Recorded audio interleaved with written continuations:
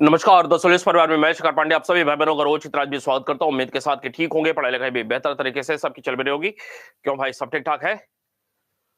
स्वागत सार लोगों का। आकांक्षा जी, गीता जी, शशि कला जी। पढ़ाई लिखाई ठीक ठाक चल रही है? जितना कुछ हमने पढ़ाई किया हुआ है वह क्या सब कुछ तैयार स्थिति में है? एक छोटी सी क्लास और नवपाषाण काल के अंतर्गत दक्षिण भारतीय क्षेत्र में जो कुछ काम की बातें हैं, महत्वपूर्ण बातें हैं, उन सारी बातों को आज हम लोग समेटने वाले हैं। इसके अलावा आपको कहा हुआ था कि 125 150 प्रश्नों के आसपास एक प्रश्नोत्तर अभ्यास हम लोग करेंगे। अगर एक दिन में समेट गया तो ठीक है, नहीं तो 2 क्लास के माध्यम से सोमवार को बिल्कुल तैयार रहिएगा। एक रैपिड फायर मोड में अगर एक दिन में हो गया तो अच्छी बात है, नहीं तो 2 दिन समय लेंगे, सोमवार और मंगलवार। एक रैपिड फायर मोड में करीब 125 150 प्रश्न पे हम लोग प्रश्नोत्तर अभ्यास करेंगे। पीछे भी हमने 2 प्रश्नोत्तर अभ्यास किया हुआ है, लगभग 42-43 प्रश्न का। वहीं से आगे बात को ले चलेंगे और 150 प्लस कुल प्रश्न होंगे। प्रश्न बिल्कुल रेडी मोड में है। आपकी जिम्मेदारी है कि एक बार बहुत अच्छे तरीके से सब कुछ तैयार कर लें, रिवाइज कर लें, क्योंकि फिर जैसे ही हम लोग बुधवार से अगले टॉपिक पे ताम्रपाषाण कल्चर पे बात करने की शुरुआत करेंगे तो धीरे धीरे फिर उस दिशा में आगे बढ़ते जाएंगे। 4-5 क्लास कम से कम ताम्रपाषाण पे हम लोग करेंगे, फिर अगला चैप्टर, फिर अगला चैप्टर। तो ये जो पीछे की चीजें हैं ना, अगर बिखरी हुई स्थिति में रहेंगी, कंक्लूड नहीं करके रखते हैं, बिखरी हुई स्थिति में ही ऐसे रह जाएगा कि बाद में कर लेंगे, अभी पढ़ते जाते हैं बाद में याद कर लेंगे, तो वो बाद नहीं आएगा फिर, और यही अधिकांश लोगों के फेल होने का कारण बन जाता है। यही कारण है कि मैं लगातार आपको आगाह करता हूं, सजग करता हूं कि रोज का काम रोज करना है। अगले दिन क्लास के पहले 15 मिनट 20 मिनट का टाइम दे करके रिवीजन जरूर कर लेना है पिछले दिन का। सप्ताह में, महीने में, ये तमाम सारी बातें अगर आप अपने वर्तमान जीवन में उतार लेते हैं अध्ययन के क्षेत्र में, तो निसंदेह रिजल्ट एक बार में आ जाएगा, नहीं तो हैरान परेशान वाली स्थिति रहेगी। और यह दावा है कि मेरे साथ पढ़ करके अगर आप परीक्षा नहीं पास कर पा रहे हैं, तो मैं दावे से कहूंगा कि भारत देश में सिर्फ उत्तर प्रदेश की बात नहीं हो रही है, आसपास के प्रांतों की नहीं, पूरे भारत देश में आप किसी से भी पढ़ करके नहीं पास कर पाएंगे।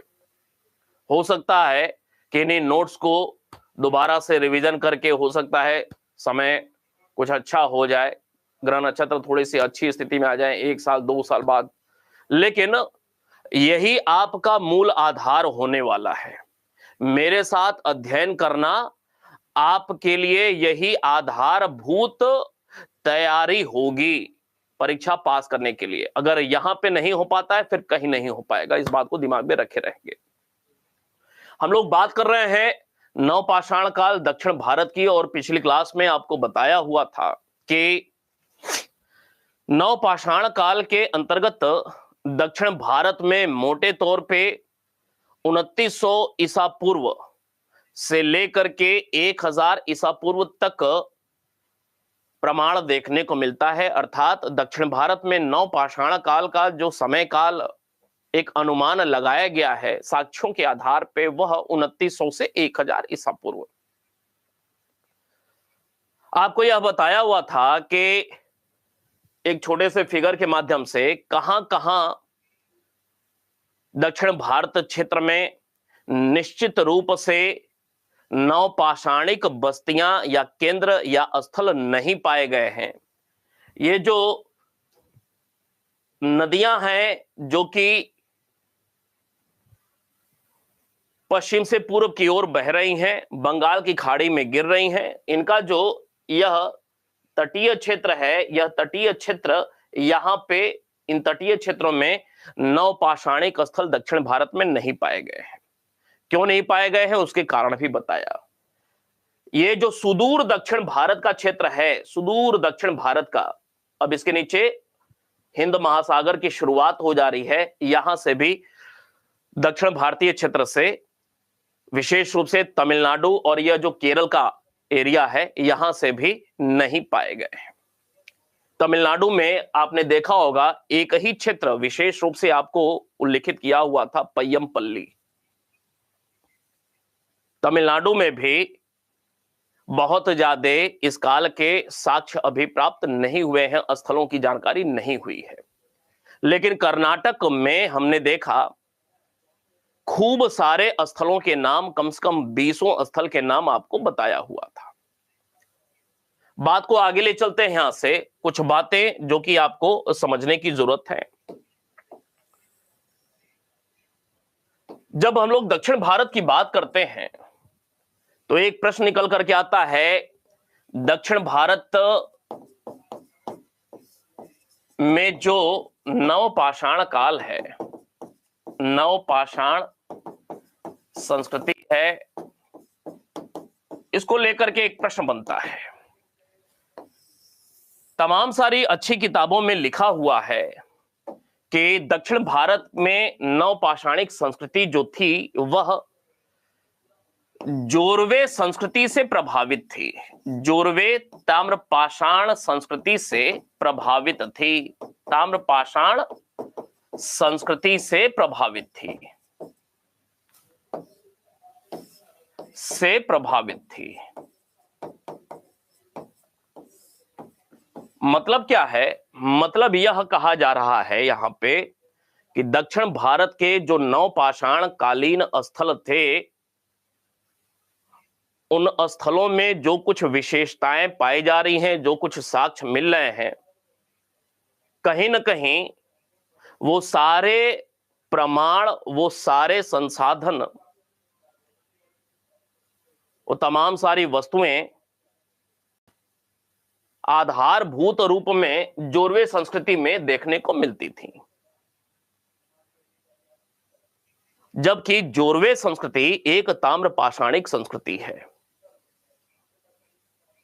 जोरवे संस्कृति का जो समय काल है, जोरवे संस्कृति का समय काल मोटे तौर पे 1400 से 700 ईसा पूर्व का रखा गया है, मोटे तौर पे। जब ताम्रपाषाण संस्कृति अगला टॉपिक पढ़ेंगे तब डिटेल में जोरवे संस्कृति के बारे में बात करेंगे।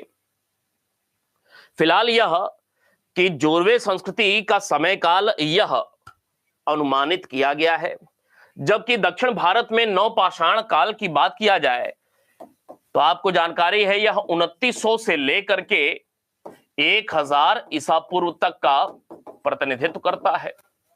तो फिर यह बात कैसे आ जाएगी कि जोरवे संस्कृति से प्रभावित थी? तमाम सारी किताबों में यह बात लिखा हुआ है, आपने पढ़ा भी होगा। जबकि जोरवे संस्कृति की शुरुआत ही हो रही 1400 से, इसकी शुरुआत हो रही है 2900।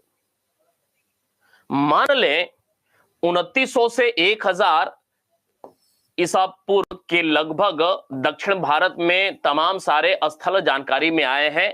दक्षिण भारतीय नवपाषाणिक स्थल दक्षिण भारत के मान ले ये स्थल है, और यहां पे 2900 से लेकर के 1500 तक के साक्ष्य मिलते हैं। यहां से 2400 से लेकर के 2000 तक के साक्ष्य मिल रहे हैं। यहां वाले से 2400 से लेकर के 1200 ईसा पूर्व तक के साक्ष्य मिल रहे हैं। मतलब कोई गारंटी तो है नहीं ना कि सारे के सारे दक्षिण भारतीय नवपाषाणिक केंद्रों से एक ही समय काल के साक्ष्य प्राप्त हो रहे हैं, अर्थात 2900 से लेकर के 1000 सारे के सारे स्थलों से इस कालखंड के साक्ष्य प्राप्त हो रहे हैं, तो कोई जरूरी है नहीं। कल ही आपको बताया था कि अलग अलग क्षेत्रों में अलग अलग समय काल से संबंधित जानकारी मिल रही है। कुछ ऐसे भी स्थल हैं जहां से इस पूरे कालखंड की जानकारी मिल रही है। मतलब इस पूरे कालखंड में लोग उन क्षेत्रों में रहते थे, लेकिन सारे ही क्षेत्रों में इस पूरे कालखंड में लोग रहते थे ऐसा नहीं है। यही कारण है कि कुछ क्षेत्रों के विषय में आपको बताया था कि यह आरंभिक नवपाषाण काल के क्षेत्र हैं, अर्थात 2900 से 2400 ईसा पूर्व का जो शुरुआती नवपाषाण काल है दक्षिण भारत में, उस काल से जुड़े हुए हैं। हो सकता है 2400 के आसपास, 2500 के आसपास, 2300, 2200 ईसा पूर्व के आसपास, 2000 ईसा पूर्व के आसपास उन क्षेत्रों में किसी कारणवश लोगों ने उस क्षेत्र को छोड़ दिया, कहीं दूर जाकर के रहना शुरू कर लिया। लिखा हुआ है जोरवे संस्कृति की शुरुआत 14 में हो रही है और 700 ईसा पूर्व तक। इसका मतलब यह है कि मान लें कोई यह जो एक क्षेत्र है दक्षिण भारत का और यहां पे मनुष्य रह रहा है, मानव रह रहा है, मान लें एग्जाम्पल लेकर के कि 2900 से लेकर के यह 1000 ईसा पूर्व तक का प्रतिनिधित्व करता है। जब खुदाई हुई तो सबसे ऊपर जो आज से जो नजदीकी समय काल है उसका प्रमाण मिलेगा और जो बाद का है वह नीचे के लेयर से उसका साक्ष्य मिलेगा। अर्थात यह जो कोई क्षेत्र है, इस क्षेत्र में सबसे नीचे अगर खुदाई हो रही है, अगर खुदाई हुई, यहां पे खुदाई हुई तो सबसे पहले जो सबसे ऊपर का लेयर है यहां से लगभग 1000 ईसा पूर्व का साक्ष्य मिलेगा। ऐसे करते करते हम लोग 2024 में हैं, ठीक है। और गहराई में गए तो यहां से 1500 का साक्ष्य मिल रहा है, और गहराई में गए तो यहां से 2000 का, और गहराई में गए तो 1900 ईसा पूर्व का साक्ष्य मिल रहा है। बात स्पष्ट होगी। इन्हीं में ऐसा भी तो हो सकता है कि ये वाला जो लेयर है, ये वाला, इस लेयर में तमाम सारे ऐसे साक्ष्य प्राप्त हो रहे हैं जो कि जोरवे संस्कृति में प्रचलन में थे। तमाम सारे ऐसे साक्ष्य प्राप्त हो रहे हैं अनेक स्थलों से। इस वाले कालखंड में जोरवे संस्कृति की शुरुआत हो गई है, जो कि जोरवे संस्कृति में प्रचलन में थे। एक बात। दूसरी महत्वपूर्ण बात, हो सकता है किन्हीं क्षेत्रों में जो कि कुछ पुराने रहे हों, इस वाले समय काल से कुछ पुराने रहे हों। जोरवे संस्कृति की जब महाराष्ट्र क्षेत्र में शुरुआत होती है, उसके समय काल के पहले के दक्षिण भारतीय नवपाषाणिक स्थल रहे हों। कुछ स्थल 1500 के आसपास अस्तित्व में आए हुए हों दक्षिण भारत में नवपाषाण काल के। तो दो कंडीशन बनते हैं। एक तो यह लेयर की बात, इस वाले कालखंड के लेयर से जोरवे संस्कृति वाले तमाम सारे साक्ष्य मिल रहे हैं, एक बात। दूसरी बात कि तमाम सारे ऐसे स्थल भी हो सकते हैं जो कि इस दौर में, जिस दौर में जोरवे संस्कृति की शुरुआत होती है, उस दौर में वहां पे मानव बसावट की शुरुआत हुई, तो प्रभाव निश्चित रूप से देखने को मिल सकता है। लेकिन एक महत्वपूर्ण बात जो कि हमें समझने की जरूरत है, किताबों में ऐसे लिखा हुआ है कि जोरवे संस्कृति से प्रभावित थी, जोरवे संस्कृति से प्रभावित थी, किताबों में ऐसी बात लिखा हुआ है। लेकिन क्या सिर्फ यही लिखना सही है? प्रश्न यह बनता है कि किताबों में लिखा हुआ है कि दक्षिण भारत में नवपाषाणिक स्थल या संस्कृति जोरवे ताम्रपाषाणिक संस्कृति से प्रभावित थी। लेकिन ऐसा भी तो हो सकता है कि जोरवे संस्कृति की शुरुआत 1400 में हो रही है। ऐसा भी तो हो सकता है कि 1400 से पहले 2900 से लेकर के 1400 ईसा पूर्व का समय काल दक्षिण भारत में अनेक सारे नवपाषाणिक स्थल रहे होंगे, फिर जोरवे संस्कृति का यह समय काल, और इसके बाद भी दक्षिण भारत में तमाम सारे स्थल देखने को मिले होंगे जो कि 1400 से लेकर के 700 ईसा पूर्व तक के हैं, जब तक जोरवे संस्कृति रहा। कहने का मतलब यह है कि किताबों में, तमाम सारी किताबों में बात यह अधूरी लिखी हुई है।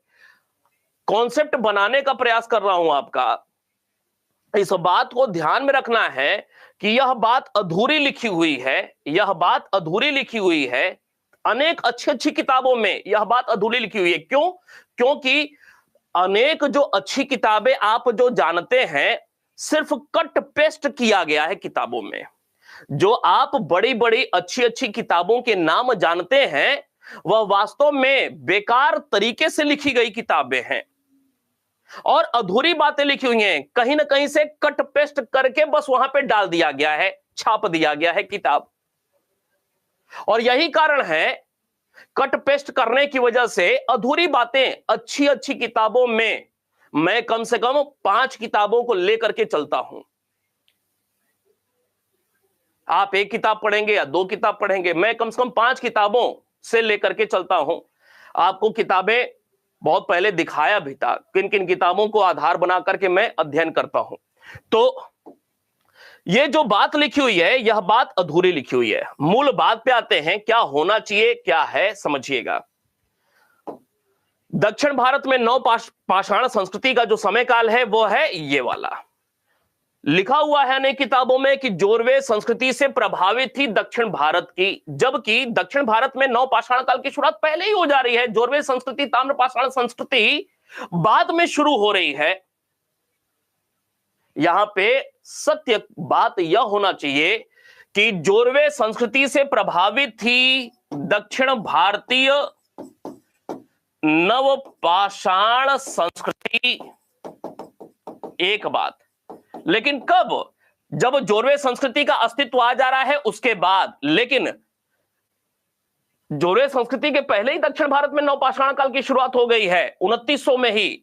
इसका मतलब कि दक्षिण भारतीय संस्कृति से प्रभावित थी जोरवे संस्कृति और जोरवे संस्कृति से प्रभावित दक्षिण भारत की संस्कृति थी। मतलब इन दोनों ही संस्कृतियों ने, अर्थात दोनों के दोनों ही संस्कृतियों ने, दोनों ने एक दूसरे को प्रभावित किया था, एक दूसरे को प्रभावित किया था। सही बात यह होनी चाहिए थी, प्रभावित किया था। बात स्पष्ट है। दक्षिण भारत की नवपाषाण संस्कृति के प्रभाव में जोरवे संस्कृति का उदय हुआ और कालक्रमेण जोरवे संस्कृति ने अपने उद्भव के बाद जो दक्षिण भारतीय संस्कृतियां उस दौरान थीं, उस समय काल की 1400, 1500, 1200, 1300, 1000 के आसपास, 700 ईसा पूर्व तक उनको प्रभावित करने का कार्य जोरवे संस्कृति ने किया हुआ था। अर्थात जोरवे ताम्रपाषाण संस्कृति स्वयं दक्षिण भारतीय नवपाषाण संस्कृति से प्रभावित थी। उद्भव में दक्षिण भारत के जोरवे संस्कृति के उद्भव में दक्षिण भारत की नवपाषाण संस्कृति की भूमिका थी। और जब जोरवे संस्कृति का उदय हो गया तो जोरवे संस्कृति नवपाषाण, दक्षिण भारत की नवपाषाण संस्कृति को प्रभावित करने का कार्य किया था। ठीक है, बात स्पष्ट है। एक बार में बताएं, यह कॉन्सेप्ट क्लियर है? क्योंकि किताबों में आप में से बहुत सारे लोग कुछ किताब भी पढ़ लेते होंगे, हालांकि मैं हमेशा मना करता हूं कि किताब पढ़ेंगे तो अधूरी बातें रह जाएंगे। कोई किताब नहीं पढ़नी है, किताब मैं पढ़ूंगा, तैयार मैं करूंगा, आपको मैं बताऊंगा, एक भी कॉन्सेप्ट नहीं छूटेगा, एक भी, ये विश्वास की बात है, एक भी कॉन्सेप्ट नहीं छूटेगा और काम का कोई तथ्य नहीं छूटेगा। यह बात स्पष्ट है, बताएंगे एक बार। क्या लिख दिया रतन जी?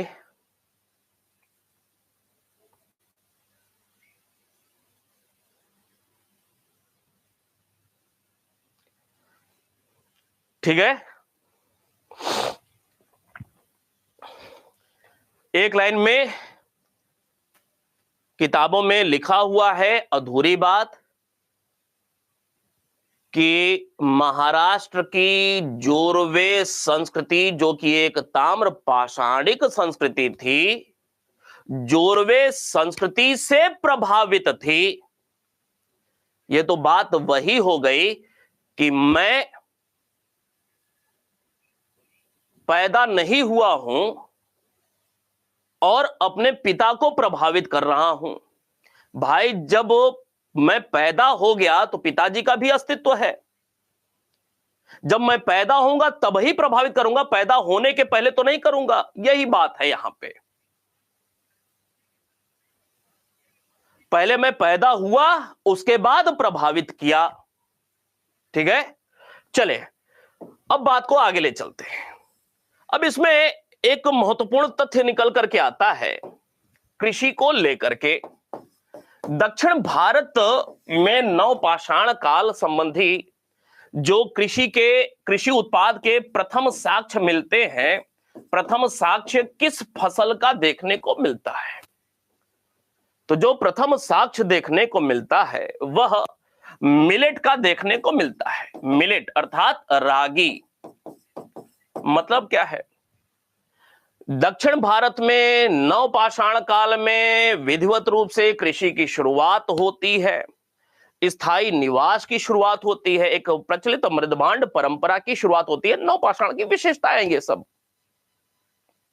और दक्षिण भारत में प्रथम साक्ष्य कहने का मतलब प्रथम फसल कौन सी थी, प्रथम अनाज या फसल कौन सी थी जिसका उत्पादन किया गया, जिसकी खेती की गई, तो यह थी मिलेट। याद रहेगा, दक्षिण भारत की प्रथम फसल नवपाषाण काल में मिलेट प्रथम है। प्रथम है, प्रथम है, ध्यान में रखना है, प्रथम है, प्रथम फसल। जबकि लोकप्रिय कह दिया जाए, सर्वाधिक प्रचलित कह दिया जाए, तो याद रखना है सर्वाधिक प्रचलित की जब बात किया जाएगा, सर्वाधिक प्रचलित अनाज कौन सा था, दोनों में अंतर है। सर्वाधिक प्रचलित अनाज में जैसे बाजरा हो जाएगा, जैसे चना हो जाएगा, जैसे कुल्थी हो जाएगा। ठीक है, ये सब सर्वाधिक प्रचलित हैं। लेकिन पहले फसल कौन सी थी? रागी की फसल थी। याद रहेगी बात? आसान सा है, निश्चित रूप से याद हो भी गया होगा।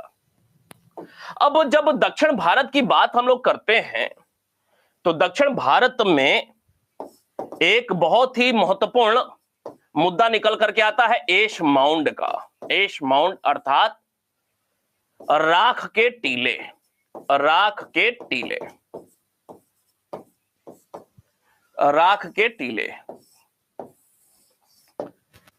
राख के टीले क्या है ये?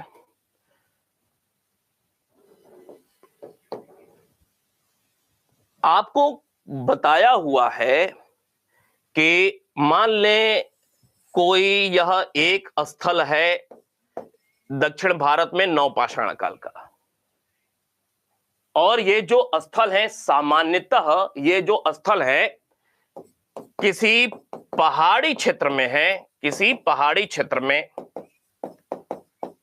में या नदी किनारे।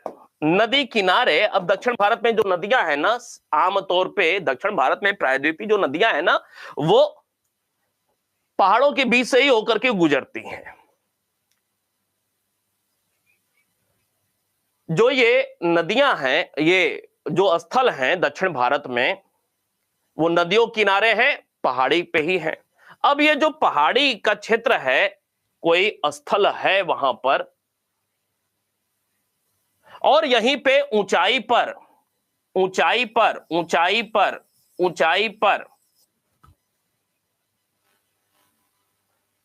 पशुओं का बाड़ा है, पशुओं का बाड़ा है, जहां पे पशुओं को बांधा जाता है। एक घिरा हुआ क्षेत्र, लकड़ी वगैरह लगा करके, चारों ओर से लकड़ी वगैरह लगा करके इसको बाड़ा बना दिया गया है, घेर करके बाड़ा बना दिया गया है। खूब सारे गो पशु यहां पे बंधे हुए हैं। पशुओं ने क्या किया? गोबर किया। गोबर हुआ इकट्ठा बहुत सारा। जब गोबर इकट्ठा हुआ, ध्यान में रखिएगा इसमें कॉन्सेप्ट भी है, सिर्फ तथ्य से काम नहीं चलेगा। गोबर इकट्ठा हुआ, किसी खास अवसर पर, किसी विशेष दिन किसी विशेष दिन इन्हें जला दिया गया, इन्हें जला दिया गया, किसी विशेष दिन इन्हें जला दिया गया। किताबों में लिखा हुआ है विशेष दिन को किसी अपने विशेष उत्सव वाले दिन, किसी विशेष उत्सव वाले दिन, किताबों में ऐसे लिखा हुआ है, किसी विशेष दिन इन्हें जला दिया गया। अब किसी विशेष दिन इन्हें जला दिया जा रहा है, क्यों जलाया जा रहा है, प्रश्न यह भी बनता है, क्यों जलाया गया। मुद्दा यह भी है कॉन्सेप्ट वाला, क्यों जलाया गया। दो बातें, पहला कारण ऐसी लोगों की मान्यता रही होगी कि ऐसा करने पर हमारे पशु रोगग्रस्त नहीं होंगे, रोगग्रस्त नहीं होंगे। एक बात, हमारे पशु रोगग्रस्त नहीं होंगे, इस उद्देश्य से आमतौर पे इन्हें जलाया जाता था।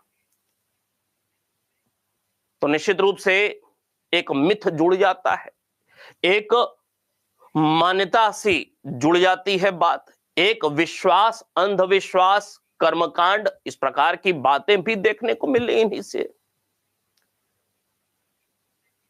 दूसरी महत्वपूर्ण बात कि यह जो जला दिया गया तो बन गया राख। क्या बन गया, राख बन गया।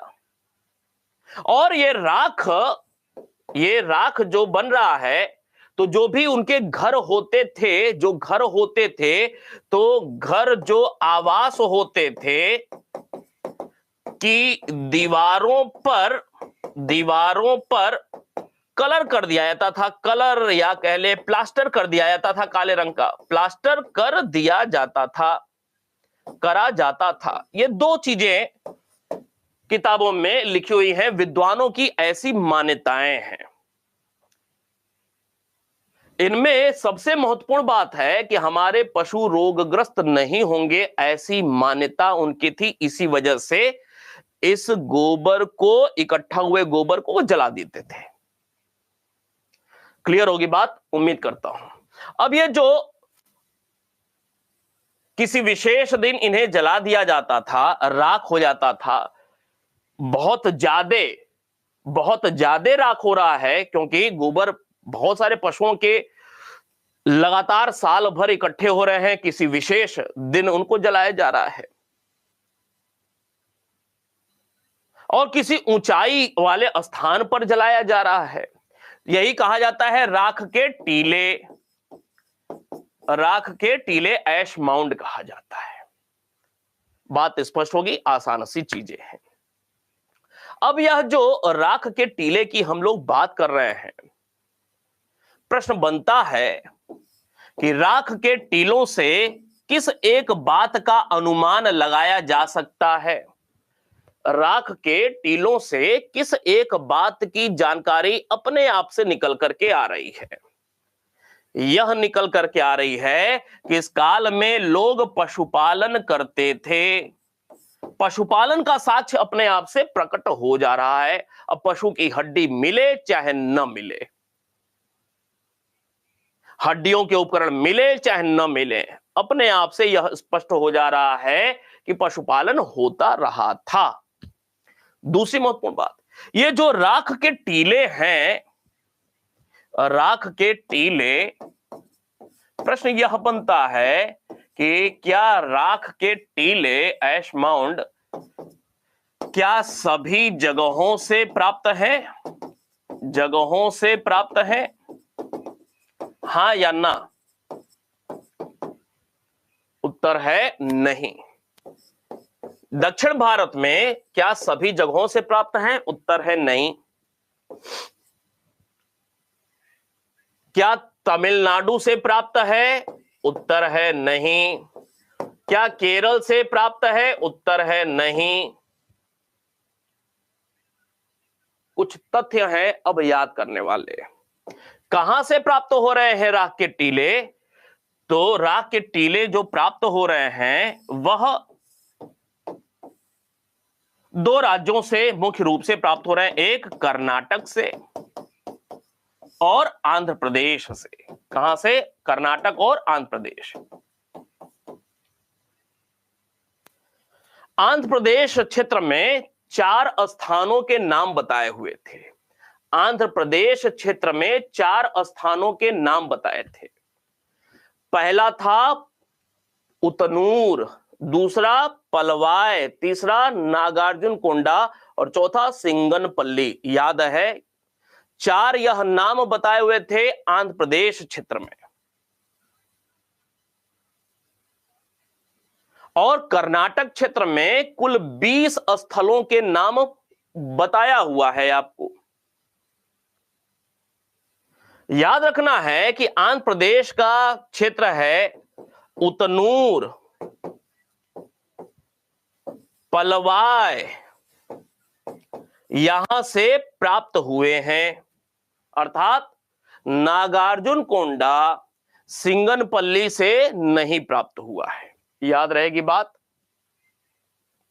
जबकि कर्नाटक में आपको कुल 20 स्थलों के नाम बताए हैं। 20 में से सिवाय किसके? सिवाय वाटगल, सिवाय टेक्कल कोटा, सिवाय हेमिंगे, सिवाय टी नरसीपुर, इन 4 के अलावा जो 16 नाम हैं, इन 4 के अलावा जो अन्य 16 नाम हैं, उन सभी जगहों से ऐश माउंट प्राप्त हुआ है, सिवाय इन चारों के सभी स्थलों से प्राप्त है। याद रहेगी बात।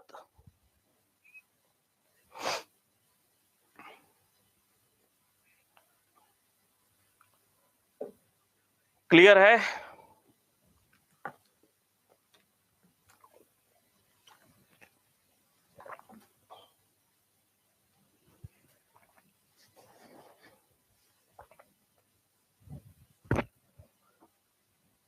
आंध्र प्रदेश में उतनूर, पलवाय इन दोनों स्थलों से प्राप्त है, जबकि कर्नाटक में कुल 20 स्थानों के नाम आपको बताए हैं। 20 में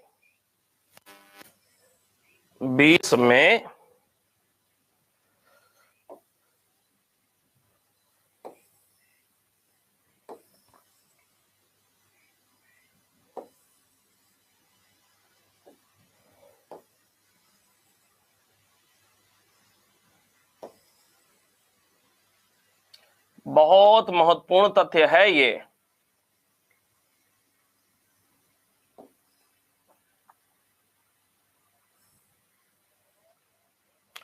देखें,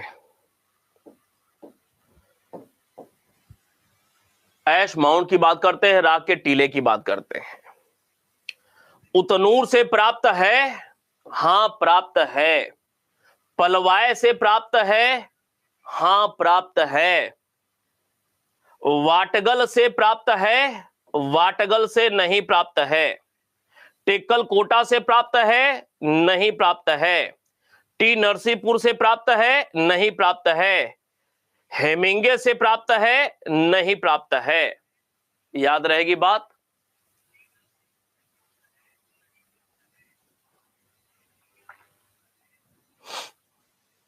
क्लियर है?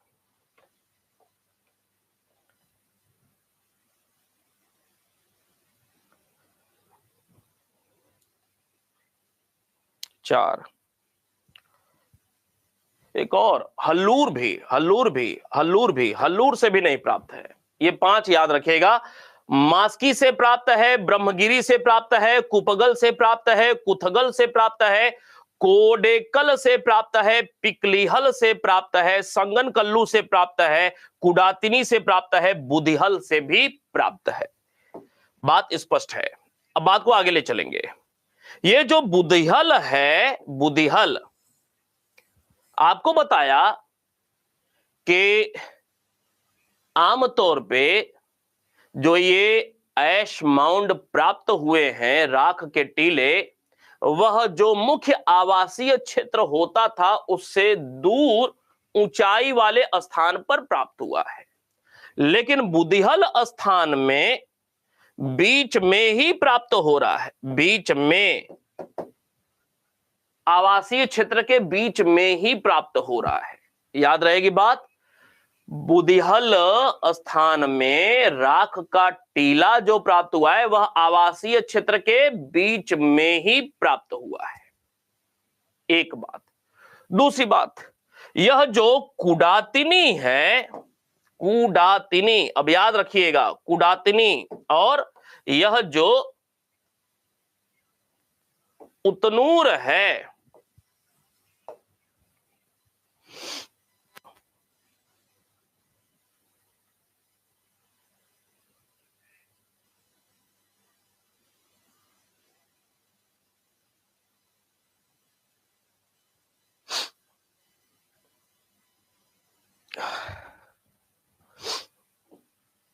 यह जो आंध्र प्रदेश का यह जो आंध्र प्रदेश का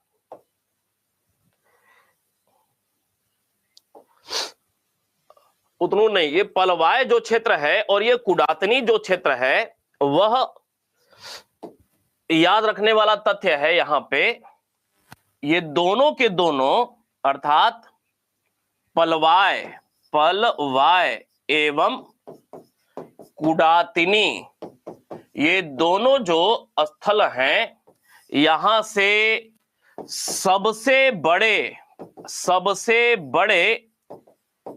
ऐश माउंड प्राप्त हुए हैं, सबसे बड़े ऐश माउंड प्राप्त हुए हैं।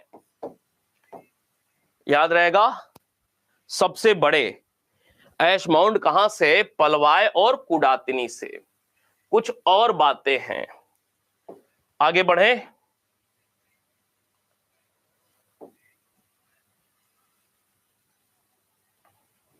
आगे बढ़े।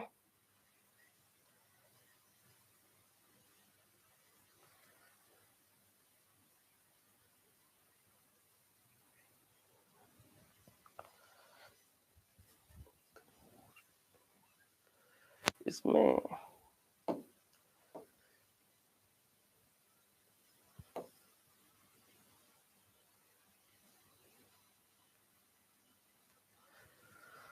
ये शायद उतनूर होना चाहिए। एक बार देख लीजिएगा, जब नोट्स अभी जाएगा ना तो एक बार देख लीजिएगा, मेरे ध्यान से उतर रहा है थोड़ा सा, ये शायद उतनूर होना चाहिए, उतनूर, उतनूर होना चाहिए। उतनूर और कुडातनी एक बार देख लीजिएगा, महत्वपूर्ण तथ्य है, मुझे ध्यान में नहीं आ रहा है अभी, ठीक है। उतनूर और कुडातनी जो है ना, यहां से सबसे बड़े ऐश माउंड प्राप्त हुए हैं। उतनूर होना चाहिए, उतनूर और कुडातिनी। इसमें एक दो बातें और भी हैं, यह कि अब प्रश्न एक बनता है, आपको पहले भी बताया हुआ है, रॉबर्ट ब्रूसफुट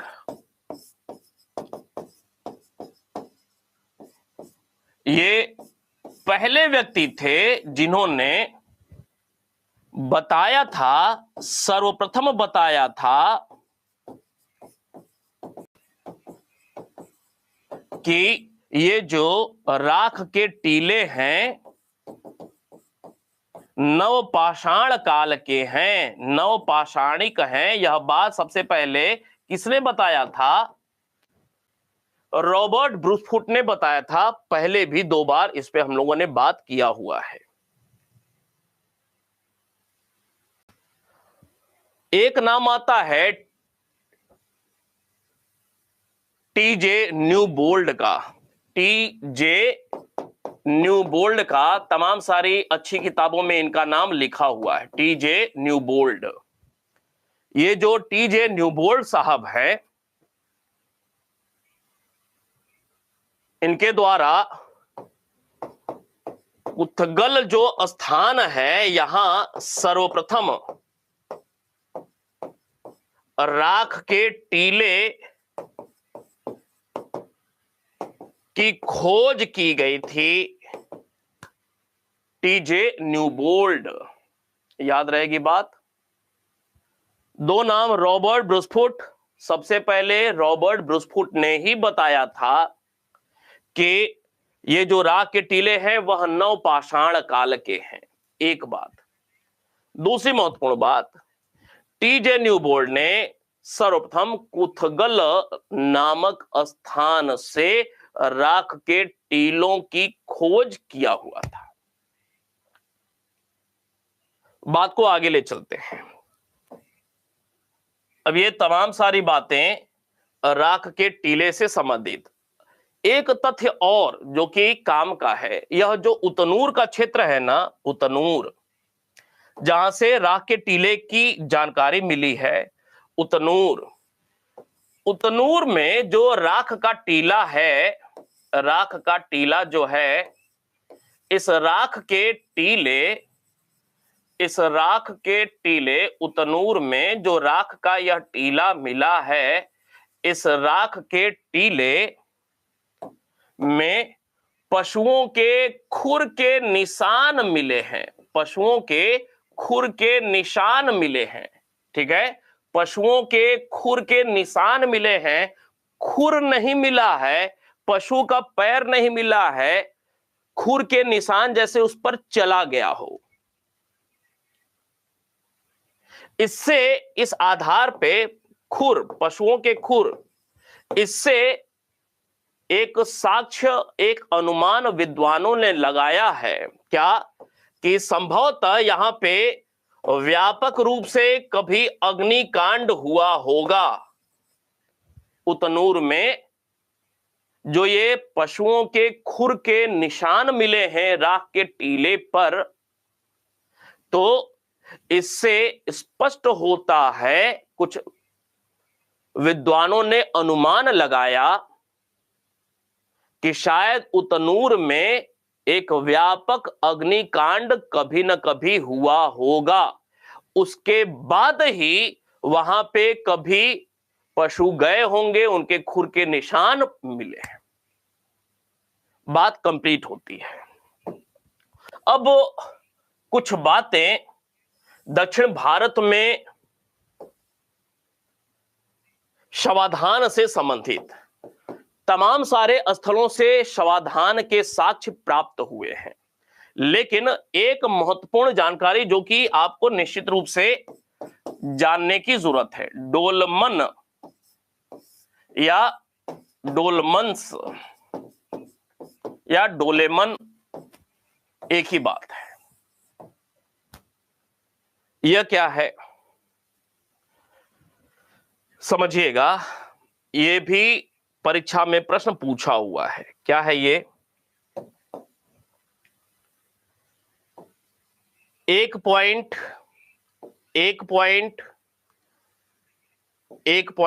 ये कैसा है, कुछ वृत्ताकार है।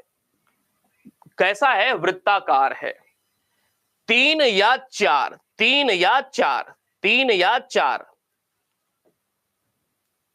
स्तंभ लगाने के लिए यहां पे स्तंभ खड़े हैं, यहां पे स्तंभ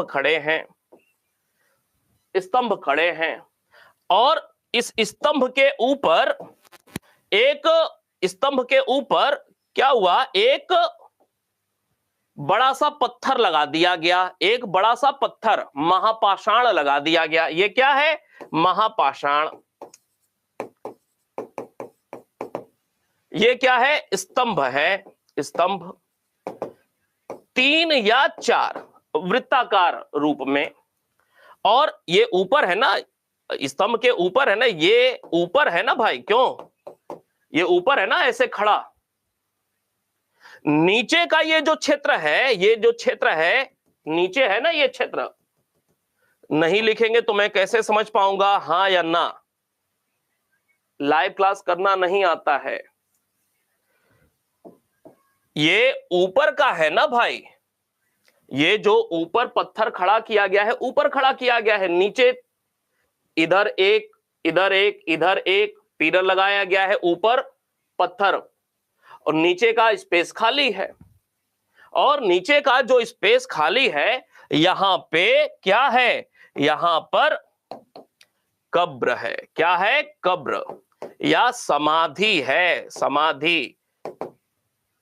इसी व्यवस्था को कहा जाता है डोलमन। याद रहेगा। सर्कुलर स्थिति में एक वृत्त रूप में 3 या 4 स्तंभ लगाने के लिए स्थान, स्तंभ लगे हुए, ऊपर उनके ऊपर एक बड़ा सा पत्थर, उस पत्थर की छांव में, पत्थर की छांव में समाधि या कब्र, व्यक्ति को लिटाया गया। यह व्यवस्था डोलमन। ठीक है। अब कुछ बातें जो कि यह नवपाषाण काल की दक्षिण भारत में विशेषता है डोलमन। अब कुछ प्रमुख स्थल दक्षिण भारत में, प्रमुख स्थल एवं प्राप्त साक्ष्य, प्राप्त साक्ष्य।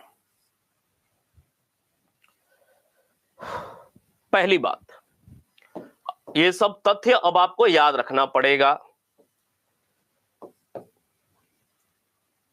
अगर कभी प्रश्न पूछा कि दक्षिण भारत के प्राचीनतम नवपाषाणिक स्थल कौन से हैं, प्राचीनतम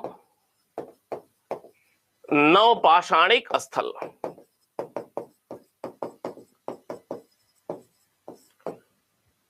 उत्तर होगा संगनकल्लू एंड नागार्जुनकोंडा। याद रहेगा। दूसरी महत्वपूर्ण बात, टेक्कलकोटा का नाम आपने सुना है। टेक्कलकोटा स्थान से क्या क्या कुछ चीजें प्राप्त हुई हैं? तो टेक्कलकोटा स्थान से सोने की कान की बाली प्राप्त हुई है। सोने की कान सोने का नहीं है, बाली सोने की है, कान में सोने की कान की बाली। और क्या यहां से प्राप्त हो रहा है? पत्थर के बने मकान, पत्थर के बने मकान। और एक महत्वपूर्ण बात, दक्षिण भारत में जो नवपाषाणिक स्थल हैं, उन सारे के सारे स्थलों में सर्वाधिक शवाधान का साक्ष्य कहां से प्राप्त हो रहा है? तो सर्वाधिक शवाधान का साक्ष्य टेक्कलकोटा से प्राप्त हो रहा है। क्लियर है बात? क्यों भाई, बात स्पष्ट है?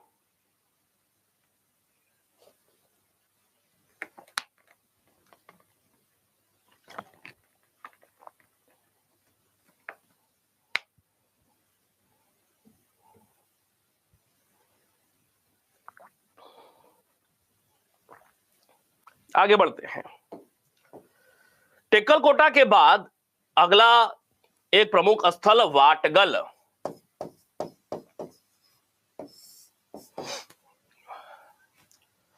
वाटगल से क्या क्या प्राप्त हो रहा है? हां, दक्षिण भारत में या भारत में या दक्षिण एशिया में, दक्षिण एशिया में प्राचीनतम साक्ष्य सुपारी का, प्राचीनतम साक्ष्य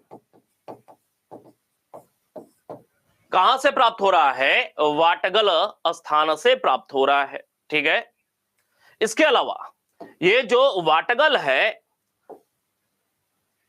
यहां से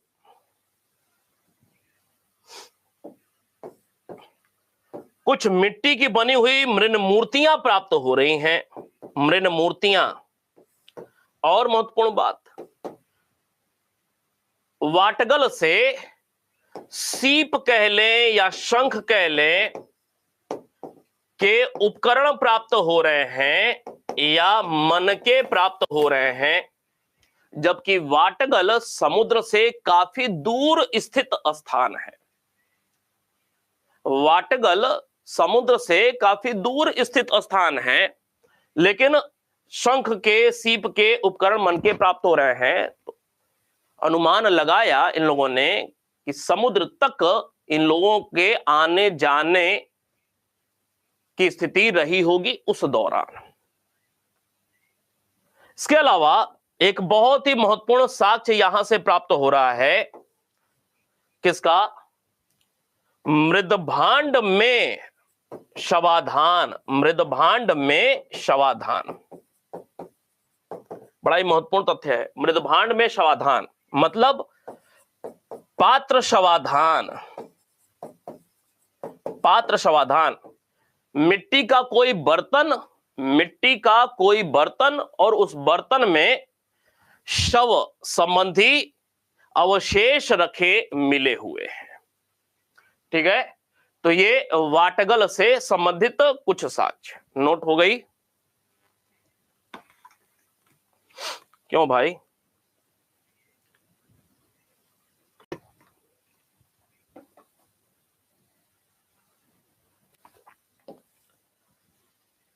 वाटगल के अलावा कुछ बातें बुधिहल को लेकर के, बड़ा ही महत्वपूर्ण स्थान है बुधिहल।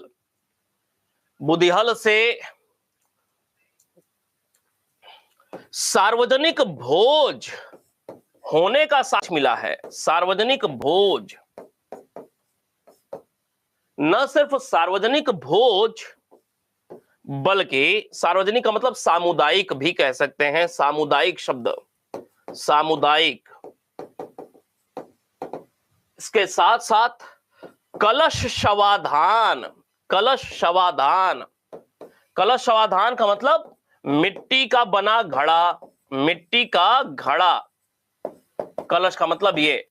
इसमें शिशु का अवशेष प्राप्त हो रहा है। शिशु को इसमें दफनाया जा रहा है जैसे स्थिति। कलश शवाधान। और तो और यह जो कलश शवाधान है, एक महत्वपूर्ण तथ्य और निकल करके आ रहा है कि कलश शवाधान का साक्ष्य ब्रह्मगिरी से भी प्राप्त हुआ है। ब्रह्मगिरी, याद रहेगा।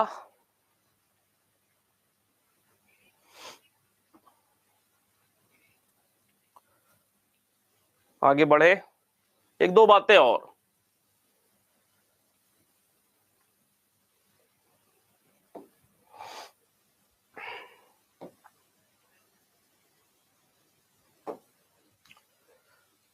ब्रह्मगिरी, ब्रह्मगिरी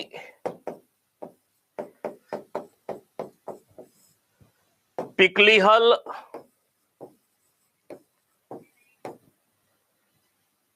संगनकल्लू, इन तीनों ही स्थानों से क्या आवास के साक्ष्य प्राप्त हो रहे हैं। किसके? आबादी के साक्ष्य प्राप्त हो रहे हैं। आवास के, बस्ती के साक्ष्य प्राप्त हो रहे हैं। एक बात, आवास, बस्ती, स्थायी निवास के साक्ष्य प्राप्त हो रहे हैं। एंड कॉमन है इन तीनों जगहों से, मृदभांड पर चित्रकारी के साक्ष्य प्राप्त हो रहे हैं। मृदभांड पर चित्रकारी, दोनों साक्ष्य इन तीनों जगहों से प्राप्त हो रहे हैं। अब ये जो हल्लूर है, पिकलीहल है,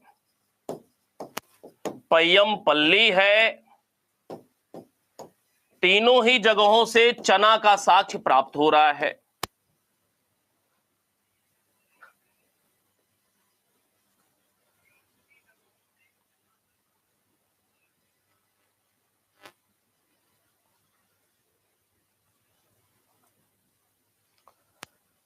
बस करते हैं, अभी थोड़ी देर में नोट्स मिल जाएगा, एक बार देख लीजिएगा सारी बातों को। तो यहां पे जा करके हम लोग इन सारी बातों को अब फिनिश करते हैं। सोमवार मंगलवार को हम लोग पाषाण काल पर, संपूर्ण पाषाण काल पर प्रश्नोत्तर अभ्यास करेंगे। पीछे 2 प्रश्नोत्तर अभ्यास हम लोगों ने किया हुआ है। मुझे लगता है शायद पूरा पाषाण काल को लेकर के संभवतः उसमें शायद प्रश्न थे। तो मध्य पूरा पाषाण काल से,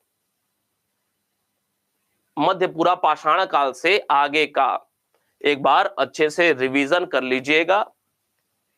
अच्छा है, 2 दिन का समय रहेगा और प्रश्नोत्तर अभ्यास होगा। उसके बाद हम लोग विधिवत रूप से ताम्र पाषाण काल की शुरुआत करेंगे। ठीक है, मिले फिर।